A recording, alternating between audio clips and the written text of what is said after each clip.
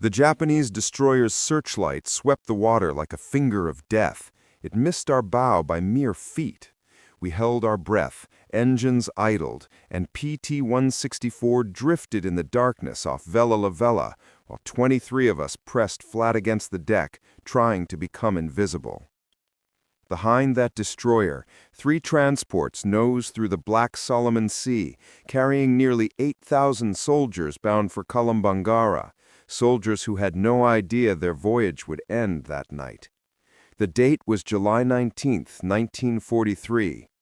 In 4 minutes, we planned to unleash hell. We were small and wooden and laughably outgunned. An 80-foot hull of laminated mahogany, 3 Packard aircraft engines, 4 21-inch torpedo tubes, a 20mm Ehrlichen, and .5 caliber machine guns. We had speed, over 45 knots, and audacity. We had to. The Japanese controlled the night in the Solomons. They had turned darkness into a weapon and perfected the Tokyo Express. Allied big ships had radar and armor, but in those narrow, reef-ridden waters, our cruisers sat exposed.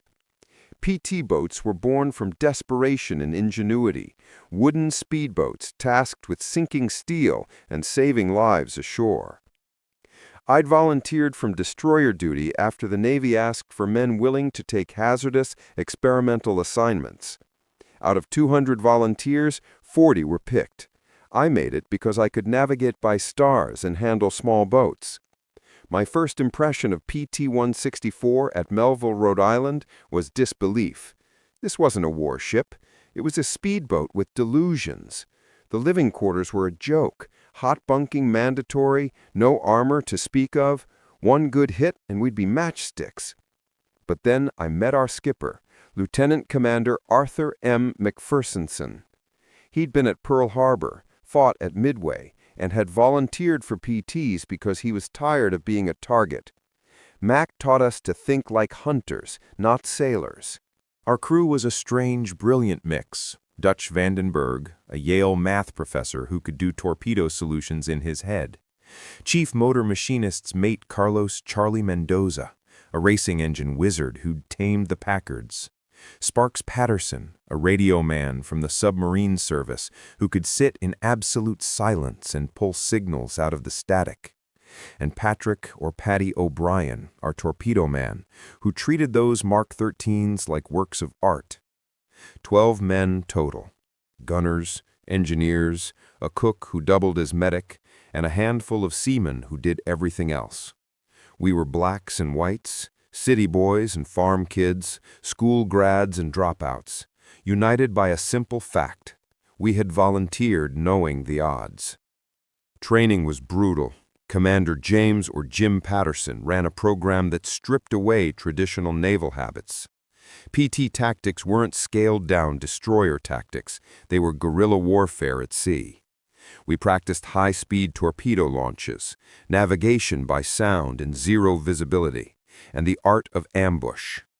The most valuable lessons were learned at a terrible price. On our first patrol out of Renovate Town, PT-158 exploded under fire, and 12 men vanished into the sea. Mac gathered us afterwards and said, "We learned something today. We can't fight them like destroyers. We strike from ambush or we don't strike at all." That became gospel. By late June 1943, we were forward at Renova as the invasion of New Georgia began. The base was little more than fuel drums and camouflaged huts, but the intelligence network there was exceptional. Australian coast watchers, native Solomon Islanders, and occasional decrypts gave us movements.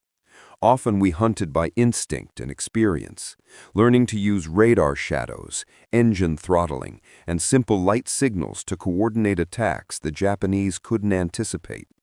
Officially, we were small craft. Unofficially, we were a secret weapon.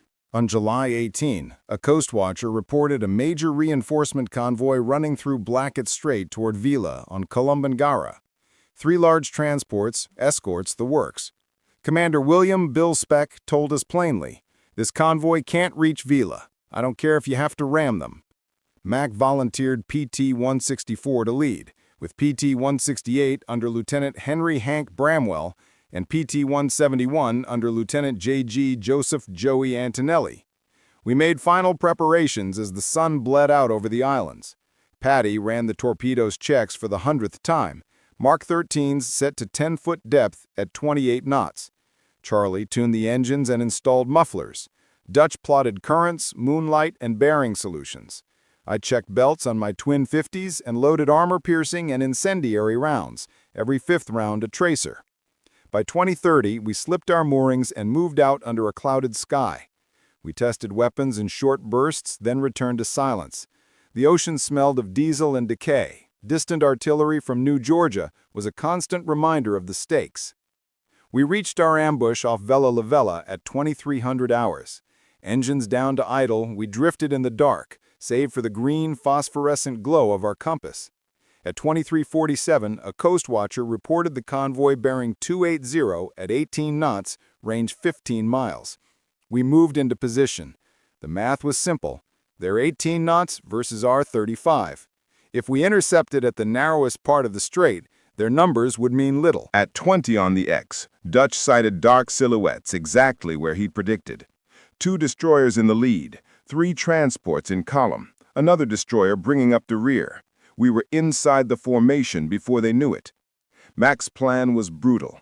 PT-168 strike from port, PT-171 from starboard, PT-164 up the middle after the lead transport. Thread the needle between escorts. We crept to within 2,000 yards, then 1,000. Mac clicked the radio 3 times and we surged. Engines went from whisper to roar, and the night shattered. The Japanese were stunned. Our torpedoes were launched at impossibly close ranges, 600 yards and less. My 50s chewed into the nearest destroyer's bridge as I saw tracers punch through metal. The first torpedo struck a converted liner, and the night lit up with a thunderous explosion as it broke apart. The second hit midship, and the vessel began to sink in pieces. PT-168's torpedoes slammed into the second transport. It exploded in a fireball that rocked us and showered debris and burning oil across our decks. Men screamed, bodies hit the water. For a moment, the chaos was complete. The destroyers reacted, searchlights throwing bright columns that found us and painted the sea white. Their 25mm guns stitched the air, shells splashing so near spray soaked us. They couldn't easily use their main guns. Our proximity to the transports made firing dangerous. Instead, they tried to ram. One destroyer turned hard for our beam. At combined closure, we had seconds. Mac swung the wheel, throttles pinned, and we slipped around its bow by less than 10 feet. I emptied a belt into its bridge at point-blank range and saw sparks fly as bullets struck steel. PT-171 wasn't so fortunate. Joey's boat took hits that tore holes in the bow and struck an unarmed torpedo. The warhead didn't detonate, thank God, but smoke and water told the story. He streamed away, wounded but alive. The element of surprise faded as every searchlight swept the night and guns converged. Shells detonated around us like a rainstorm. A 5-inch shell could have ended us. Patty fired our remaining torpedoes amid the inferno. We were a wooden blister on the ocean's surface, burning and smoking and somehow still moving. We scored, we scrambled,